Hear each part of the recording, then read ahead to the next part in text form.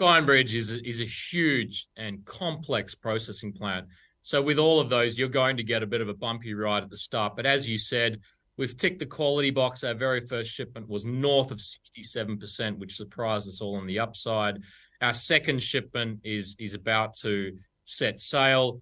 We're seeing daily production records now as you're starting to commission all the unit operations of the plant. So we're very bullish in terms of the ability for us to ramp up.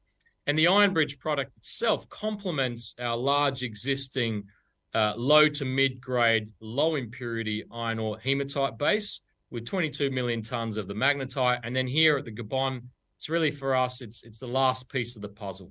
So wind the clock forward 5 years or so, and you'll start having a product strategy or a product suite that's the envy of our peers. And that's certainly our objective.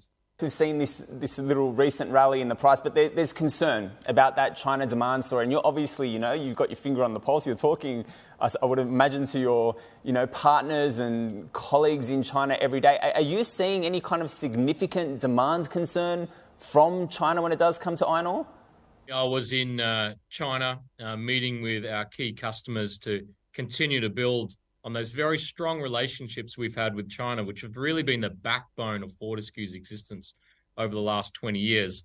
And all I'm hearing is continued strong, robust support for the Fortescue product and a lot of interest, particularly in Iron Bridge when I was there. And hopefully after today, we can sell the story around having the Belinga iron ore as part of our product suite, which then allows us to really cater for the full spectrum of product grades that we're seeing.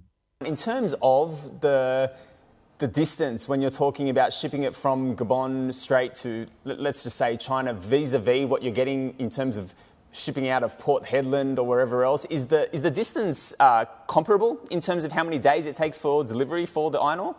But the one thing that we're really interested in here and being in West Africa is its proximity to Europe. And as we're seeing a diversified green iron, green steel industry really led by the Europeans, now we're seeing it come on strong from the Americans. Great to see some announcements at COP over the last few days.